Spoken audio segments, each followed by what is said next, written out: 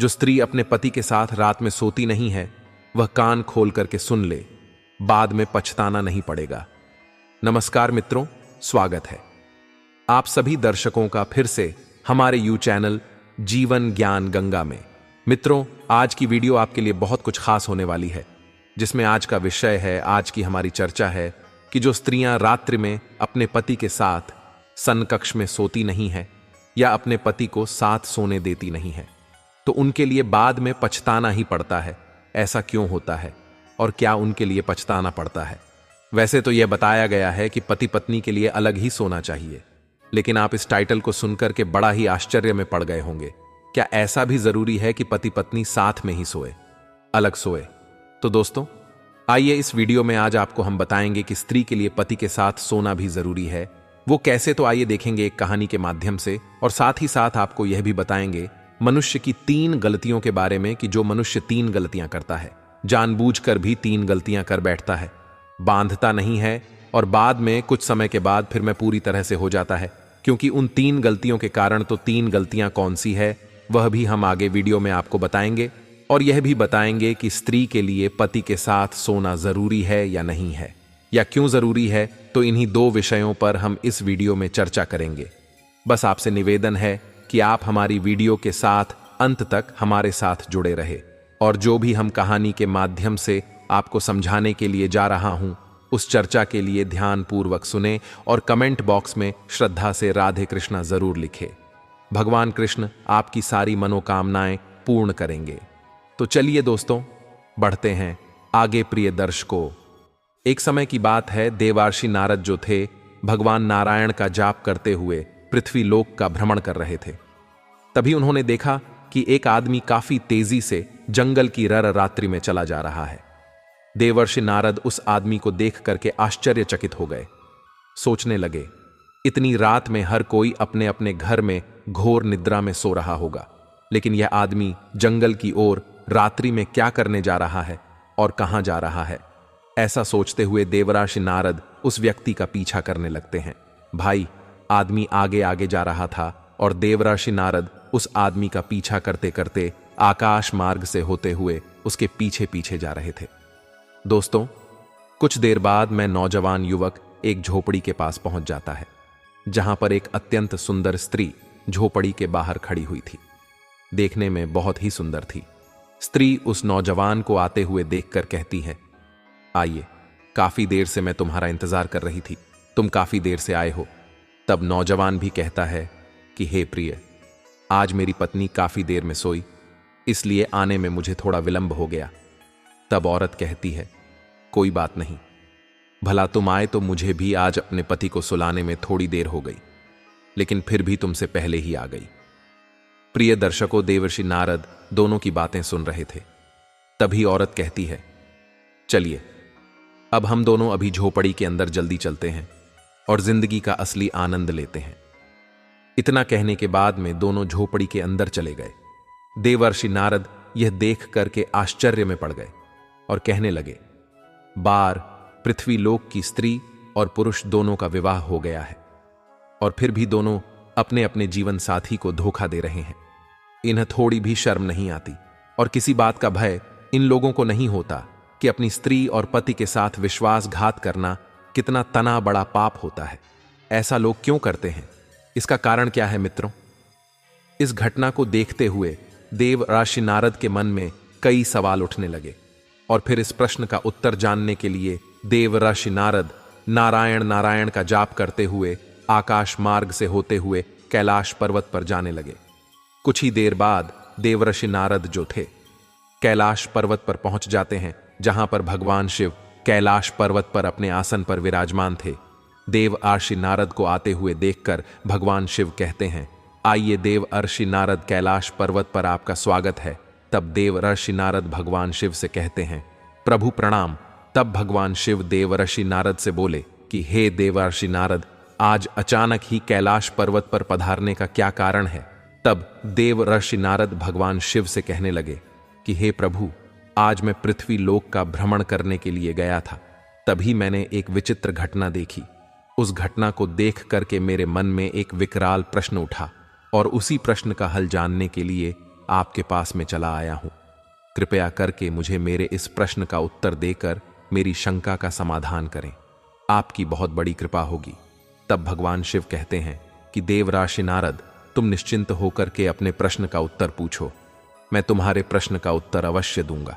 भगवान शिव के मुख से इतना सुनते ही देवराशि नारद कहने लगे कि हे प्रभु, मैं आपसे जानना चाहता हूं, कुछ स्त्रियां अपने पति के साथ सोती नहीं हैं, ना रथ कीड़ा करने देती है, और हे प्रभु, मनुष्य अपने जीवन में कौन सी 3 गलतियां कर देता है जिससे उसे जीवन भर पछताना पड़ता है, और जो लोग वह गलती नहीं करते हैं उनका जीवन हमेशा खुशहाल बना रहता है। मनुष्य को अपने जीवन में कौन सी 3 कार्य कभी नहीं करने चाहिए। दोस्तों, भगवान शिवदेव आर्षि नारद के मुख से इतना सुनते ही कहते हैं कि हे देव अर्षि नारद, आज तुमने बड़ा ही उत्तम प्रसन्न किया है। जो समस्त मानव कल्याण हेतु अत्यंत महत्वपूर्ण यह प्रश्न है, यह प्रश्न प्रत्येक मनुष्य को एक बार अवश्य जानना चाहिए, क्योंकि कुछ लोग जवानी में कुछ गलतियों के कारण अपने संपूर्ण जीवन को बर्बाद कर लेते, और जो लोग अपनी जिंदगी को खुशहाल बनाना चाहते हैं उन्हें यह बातें जानना अति जरूरी है। देव ऋषि नारद, अब मैं तुम्हें एक अत्यंत महत्वपूर्ण और ज्ञानवर्धक कथा के माध्यम से सभी प्रश्नों का उत्तर बताने के लिए जा रहा हूं। तुम इस कहानी के लिए बहुत ही ध्यानपूर्वक सुनना। भगवान शिव के मुख से इतना सुनते ही देव ऋषि नारद कहने लगे कि हे प्रभु, आप कृपया करके कहानी को जल्दी से आरंभ कीजिए। मैं आपको वचन देता हूं कि इस कहानी को शुरू से लेकर अंत तक अवश्य सुनूंगा, और हे प्रभु, इस कहानी का व्याख्यान समस्त लोकों में जाकर के करूंगा। दोस्तों, फिर भगवान शिव जो है वह कथा को आरंभ करते हैं और कहने लगे कि हे देव अर्षि नारद, पूर्व काल की बात है। एक नगर में बहुत ही सामान्य जीवन जीने वाला एक किसान रहता था, जिसका एक पुत्र था। उसका नाम था राघवेंद्र। किसान में बहुत धनी था, उसके पास बहुत धन था, क्योंकि किसान खेती के कार्य में काफी मेहनत करता था, इसीलिए उसकी फसल अच्छी आती थी और बहुत सारा अनाज भी पैदा होता था। कुछ अनाज वह बाजार में बेच लेता, जिससे उसके पास कुछ पैसे हो जाया करते थे। भाई कुछ पैसे घर में रख लेता और कुछ पैसे में अपनी जरूरत पूरी करता था। किसान अपने पुत्र राघवेंद्र से बहुत ज्यादा ही प्रेम करता था और उसे आजादी भी उसने दे रखी थी, इसलिए राघवेंद्र काफी बर्बाद हो गया था। क्योंकि कहते हैं ना, आजादी अधिक पुत्र को नहीं देनी चाहिए। संतान के लिए अधिक आजादी ही उसको बर्बाद कर देती है और गलत रास्ते पर जाने से मजबूर कर देती है, क्योंकि ज्यादा आजादी पुत्र के लिए हानिकारक होती है। और एक दिन वह गलत मार्ग पर पहुंच ही जाता है, जैसा कि राघवेंद्र पहुंच गया था। वह राघवेंद्र जो था, गलत संगत के कारण जुआ खेलने लगा, और इतनी ही कम उम्र में अपनी काम वासना को शांत करने के लिए मैं वस्या के पास भी जाने लगा था। एक दिन इस बात का पता किसान को चल गया कि मेरा पुत्र वस्या के पास भी जाने लगा है, झुंगा भी खेलने लगा है और शराब भी पीने लगा है। इसका खर्चा बहुत ज्यादा बढ़ गया है, अब कोई उपाय करना ही होगा। फिर किसान ने सोचा, अब हमें अपने पुत्र का विवाह देना चाहिए, क्योंकि जब इसका विवाह हो जाएगा, घर में इसकी पत्नी आ जाएगी, तो जितने भी यह गलत कार्य कर रहा है, हो सकता है पत्नी इसे समझा दे और उसकी बात मान ले और अपने गलत मार्ग से सही मार्ग पर आ जाए। यह सोच करके किसान ने अपने पुत्र राघवेंद्र का विवाह करवा दिया। विवाह होने के बाद राघवेंद्र घर में ही रहने लगा, क्योंकि उसकी पत्नी अत्यंत सुंदर और रूपवान थी। कुछ दिन बाद राघवेंद्र के माता पिता वृद्धा अवस्था में पहुंच गए, बहुत ही वृद्ध हो गए, और एक दिन ऐसा आया कि वे दुनिया को छोड़ करके चले गए। दोस्तों, कहानी को आगे बताते हुए भगवान शिव कहते हैं कि देव ऋषि नारद, असली कहानी तो अब यहां से शुरू होती है। राघवेंद्र की पत्नी अत्यंत सुंदर थी, इसलिए राघवेंद्र की काम वासना तो शांत होने लगी थी, परंतु राघवेंद्र का अभी जुआ खेलने की आदत नहीं गई थी, इसलिए जुए में सारी पत्ती बैरागमेंद्र हार गया और अब उसके पास बिल्कुल धन नहीं था और ना ही कोई उसके पास हुनर था। हे देव ऋषि नारद, एक दिन उसकी पत्नी ने कहा कि अब तो कुछ नहीं है, घर पर यहां राजा के पास में चले जाओ और वहां कोई नौकरी ढूंढ लो, ताकि हम अपने जीवन का गुजारा कर सके। भगवान से बोले कि नारद, समझने वाली बात है, अगर कोई व्यक्ति राजा के पास नौकरी मांगने के लिए जाता है तो राजा पहले उससे पूछते हैं कि तुम क्या कर सकते हो, अगर आपके पास कोई अच्छा हुनर है तो तुम्हें नौकरी भी दे देंगे या किसी कार्य पर रख लेंगे। अगर कुछ भी नहीं है तो बेकार आदमी समझकर आपको वहां से निकाल देंगे। हे देव, अर्श इंसान की कला ही उसकी पहचान होती है, और राघवेंद्र के पास तो कुछ भी नहीं था, ना धन था, ना ही उसके पास हुनर था। इसलिए मैं अपने जीवन के एक ऐसे मोड़ पर पहुंच गया था जहां पर इंसान का केवल पछतावा ही बचता है। उसके 2 पुत्र भी हो गए थे, उनका विवाह करना था। पैसे की बहुत ही जरूरत थी और राघवेंद्र के पास फूटी कौड़ी नहीं थी। घर चलाना भी मुश्किल होने लगा। राघवेंद्र दाने दाने के लिए मोहताज होने लगा। राघवेंद्र अपने शरीर की शक्तियों को पूरी तरह बर्बाद कर चुका था। एक दिन राघवेंद्र काम भाव से अपनी पत्नी के पास गया, तब उसकी पत्नी बोली, इस संसार में इंसान का सबसे बड़ा सुख केवल काम वासना ही नहीं होता, बल्कि जरूरतमंद लोगों की मदद करना भी होता है। और जो लोग काम वासना के चक्कर में अंधे हुए हैं वो बर्बाद ही हो जाते हैं। हे स्वामी, अब मैं जो तुम्हें 3 गलती बताने के लिए जा रही हूं, बहुत ही गौर से सुनना कि मनुष्य 3 गलतियों के लिए कर बैठता है। कुछ लोग अनजाने में करते हैं, कुछ लोग जानबूझ करके कर बैठते हैं, और जो गलती ये कर बैठते हैं बाद में पूरी तरह से बर्बाद हो जाते हैं। नंबर 1 गलती है जो अपने जीवन के शुरुआती दिनों में अच्छी शिक्षा और हुनर नहीं सीखते हैं तो अपने जीवन और करियर में कई तरह की दिक्कतों का सामना करते हैं। आपकी यही गलती आपको जीवन भर परेशान कर सकती है। नंबर 2 कामों को टालने की आदत। अगर आप अपने जवानी के दिलों में किसी भी काम को करने में आनाकानी करते हैं और उस समय का सही तरीके से इस्तेमाल नहीं करते हैं तो ऐसा होने की वजह से आगे चल आपको अपने लक्ष्य को हासिल करने में काफी परेशानी भी हो सकती है। और नंबर 3 है गलत संगत में रहना। अपनी जवानी के दिनों में गलत संगति में पड़ जाना और बुरी आदतों का लत लगा लेना आपको आने वाले समय में तरक्की करने से रोकेगा और आपको बर्बादी की ओर ले जाएगा। और सबसे जरूरी बातें हैं कि सेहत का ध्यान ना रखना। अगर आप जवानी के दिनों में अपने शारीरिक और मानसिक सेहत का ध्यान नहीं रखते हैं तो समय में आज चलकर आपको कई तरह की बीमारियां भी हो सकती हैं। इसलिए अपनी सेहत का विशेष ध्यान रखना अति आवश्यक होता है। तुमने तो अपने जीवन की शुरुआत ही गलत कर ली, इसलिए आज हम लोगों को इस तरह दिक्कतों का सामना करना पड़ रहा है। अब मैं तुम्हारे साथ काम कीड़ा नहीं करना चाहती हूं, बस तुम्हारे साथ सोना चाहती हूं, ना सुलाना चाहती हूं। अब उम्र आधी से ऊपर हो गई है, मैं भगवान की सेवा करना चाहती हूं। भगवान हम लोगों की सहायता अवश्य करेंगे। अब यही समय है कि आत्मा को परमात्मा से जोड़ने का। बाल अवस्था यानी जवानी तक लोगों का जीवन ब्रह्मचारी होता है। ब्रह्मचारी के बाद लोग विवाहित जीवन में जाते हैं। विवाहित जीवन में आने के बाद पुत्र की कामना करते हैं। पुत्र होने के बाद बहू की कामना करते हैं। फिर बूढ़े हो जाते हैं और फिर उस ब्रह्मचारी जीवन में वापस चले जाते हैं जहां से विवाहित जीवन में आए थे। इसलिए अब ब्रह्मचारी में जाना ही बेहतर है। जिस तरह युवा अवस्था को बर्बाद किया है, उस तरह वृद्धावस्था को लोगों को बर्बाद नहीं करना चाहिए। पूजा, ज्ञान, सत्संग, भजन करना चाहिए। और मैं अपने आप को बर्बाद नहीं होने देना चाहती हूं। और मैं अपने आप को बर्बाद होने देना नहीं चाहती हूं। अब तो तुम समझ ही गए होगे कि मैं तुम्हारे साथ काम कीड़ा क्यों नहीं करना चाहती हूं और क्यों नहीं सोना चाहती हूं।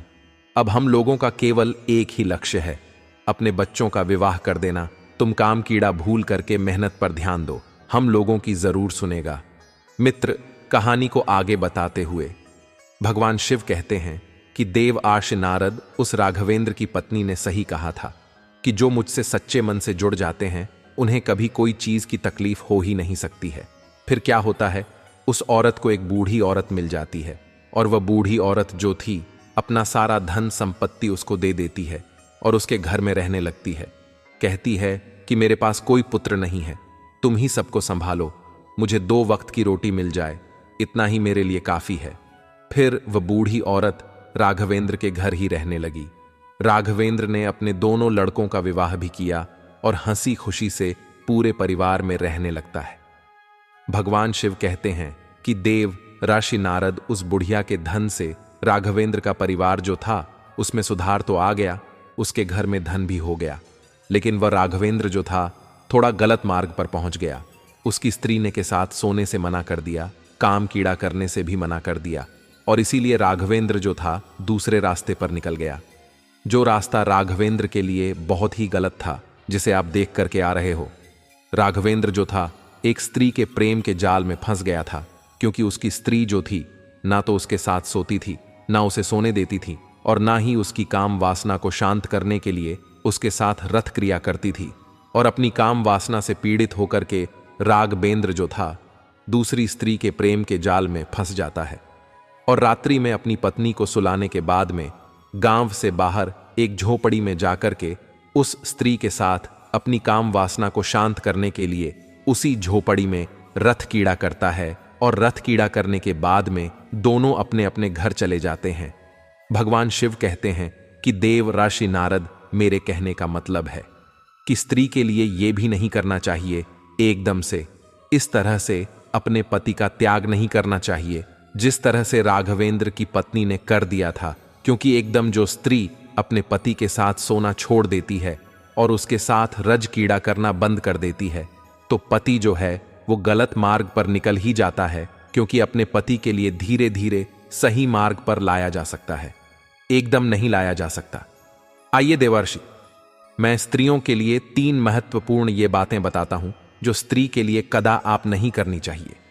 नंबर 1 है स्त्री के लिए अपने पति के साथ रात्रि में विश्राम करना, उसके साथ सोना बिल्कुल बंद नहीं करना चाहिए, एकदम नहीं छोड़ना चाहिए। और जो स्त्रियां अपने पति के साथ रात्रि में सोने से इनकार करती हैं और बंद कर देती हैं, तो पति जो है फिर दूसरी स्त्रियों की तलाश में निकल ही जाता है। इसलिए स्त्री को चाहिए कि अपने पति के साथ रात्रि में सोने का त्याग ना करे।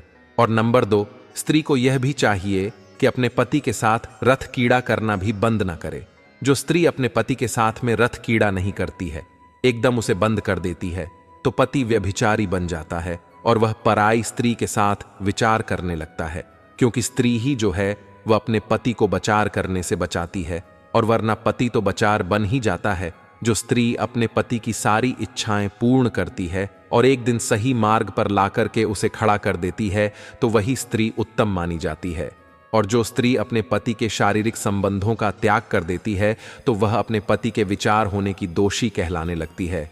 इसलिए हर स्त्री को चाहिए कि वह अपने पति के साथ रथ कीड़ा करे और अपने पति की काम वासना को भी शांत करे, ताकि उसका पति पराई स्त्री के चक्कर में विचार न कर पाए। और नंबर 3 है स्त्री को चाहिए कि उसका पति यदि काम वासना में अधिक लिप्त रहता है, तो धीरे धीरे उसे सही मार्ग पर लाए, उसे अच्छी अच्छी चर्चाएं सुनाए, अच्छा अच्छा सत्संग करवाए, और जहां भगवान की चर्चाएं चलती हूं वहां उसे लेकर के जाए, ताकि उसकी दूषित बुद्धि में सुधार आ पाए और वह धीरे धीरे सही मार्ग पर आ पाए, भगवान का भजन कर पाए और भगवान का तप कर पाए। तभी पत्नी का जीवन सफल होता है। ऐसा नहीं है कि स्त्री तो भगवान के भजन में लिप्त हो गई और पति विचार करने लगा और पति का उसने शारीरिक संबंधों से बिल्कुल त्याग कर दिया। पति विचार के मार्ग पर पहुंच गया और खुद स्त्री भगवान के भजन में लिप्त हो गई, तो यह भी गलत है, क्योंकि पति पत्नी जो होते हैं वह जिंदगी रूपी गाड़ी के दोनों पहिया होते हैं, और एक पहिया जो होता है वो अगर रास्ते से बाहर निकल जाता है तो चलने में गाड़ी को झटका लगता है। इसीलिए स्त्री को चाहिए कि हर तरह से अपने पति की इच्छाएं पूर्ण करते हुए और उसे सही मार्ग पर ला करके खड़ा कर देना। ऐसा जो स्त्रियां करती हैं वह स्त्रियां इस समाज में सर्वश्रेष्ठ कहलाती हैं और अपने पति को गलत रास्ते पर जाने से रोक लेती हैं, विचार करने से भी बचा लेती है, ताकि अपने साथ साथ अपने पति का भी कल्याण करवा देती है। भगवान कहते हैं कि नारद, अब तो तुम जान ही गए होगे कि जिस पुरुष के लिए आप देख करके आ रहे हो कि उस कुटिया में स्त्री के साथ जो रथ कड़ा में लिप्त था वह राघवेंद्र ही था। जो उसकी स्त्री ने उसके साथ शारीरिक संबंधों से बिल्कुल अपना मुख मोड़ लिया, ना तो उसके साथ सोती थी और ना उसके साथ रथ कीड़ा करती थी। अपनी काम वासना को शांत करने के लिए राघवेंद्र जो था पराई स्त्री के साथ विचार करने में लिप्त हो गया, जिसे आप देख करके आ रहे हो। दोस्तों, देवर्षि नारद अपने प्रश्नों का हल जान करके बहुत ही प्रसन्न हो जाते हैं और नारायण नारायण का जाप करते हुए वहां से प्रस्थान कर जाते हैं। तो दोस्तों, उम्मीद करता हूं यह जानकारी आपके लिए भी बहुत ही पसंद आई होगी। यदि अच्छी लगी है तो कमेंट बॉक्स में जरूर बताइएगा। इतना समय देने के लिए आप सभी का बहुत बहुत धन्यवाद। अब दीजिए इजाजत, मिलते हैं। अगली वीडियो में किसी और ज्ञान चर्चा के साथ सभी सब्सक्राइबर बंधु एवं दर्शक भाई के लिए जय श्री राम, राधे राधे दोस्तों।